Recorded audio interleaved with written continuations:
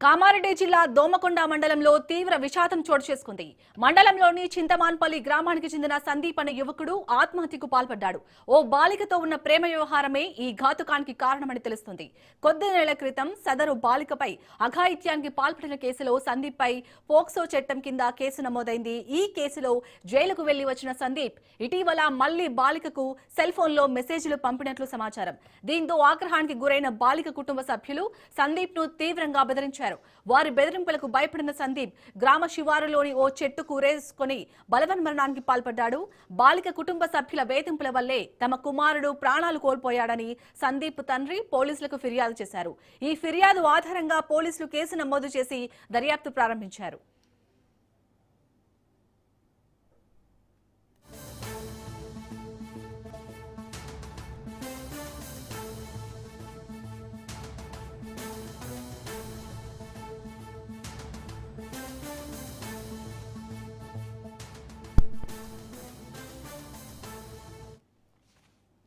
కామారెడ్డి జిల్లా దోమకొండ మండలంలో తీవ్ర విషాదం చోటు చేసుకుంది. మండలంలోని చింతమాన్పల్లి గ్రామానికి చెందిన సందీప్ అనే యువకుడు ఆత్మహత్యకు పాల్పడ్డాడు. ఓ బాలికతో ఉన్న ప్రేమ వ్యవహారమే ఈ ఘాతుకానికి కారణమని తెలుస్తోంది. కొద్ది నెలల క్రితం సదరు బాలికపై అఘాయిత్యానికి పాల్పడిన కేసులో సందీప్ పై పోక్సో చట్టం కింద కేసు నమోదైంది.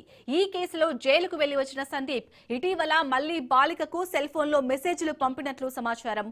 దీంతో ఆగ్రహానికి గురైన బాలిక కుటుంబ సభ్యులు సందీప్ ను తీవ్రంగా బెదిరించారు.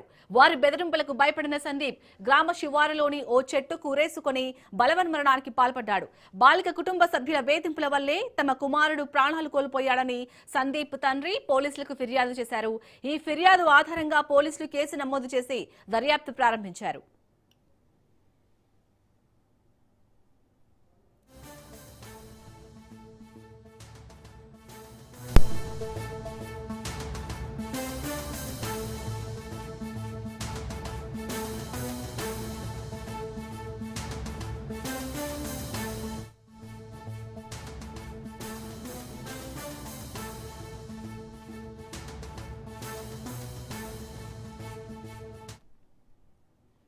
కామారెడ్డి జిల్లాలో జరిగిన ఈ విషాద ఘటనకు సంబంధించి మరిన్ని అప్డేట్స్ ని మా ప్రతినిధి భూపతి అందిస్తారు. భూపతి, అసలు సందీప్ ఆత్మహత్య చేసుకోవడానికి గల కారణాలేంటి, పోలీసులు ఏం చెప్తున్నారు, అలాగే ఇటు వాళ్ళ తండ్రి ఫిర్యాదు ఆధారంగా పోలీసులు ఎలాంటి కోణాల్లో దర్యాప్తు చేస్తున్నారు? శాలిని, కామారెడ్డి జిల్లాలో హృదయ విదాయకర సంఘటన చోటు చేసుకుంది. ఓ చిన్నారి 8 నెలల చిన్నారిని బ్లేడ్ తో గాయాలు చేసి పొదల్లో పాడేసిన ఘటన మా కామారెడ్డి జిల్లా బేర్కూర్ మండల కేంద్రంలో చోటు చేసుకున్న పరిస్థితి నెలకొంది.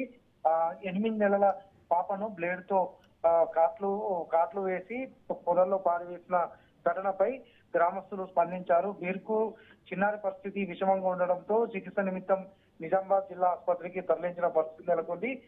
గ్రామస్తుల ఫిర్యాదు మేరకు, కుటుంబ సభ్యుల ఫిర్యాదు మేరకు కేసు నమోదు చేసుకుని దర్యాప్తు జరుపుతున్న పరిస్థితి నెలకొంది.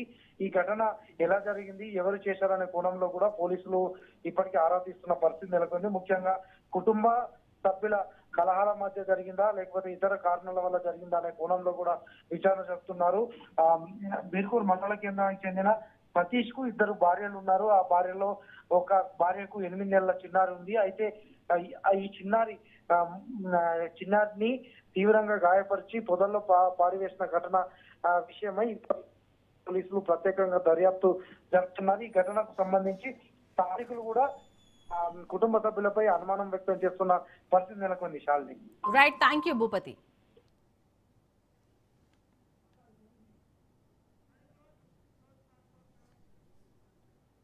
ఇవి ఇప్పటివరకు ఉన్న updates. For more updates keep watching Raj.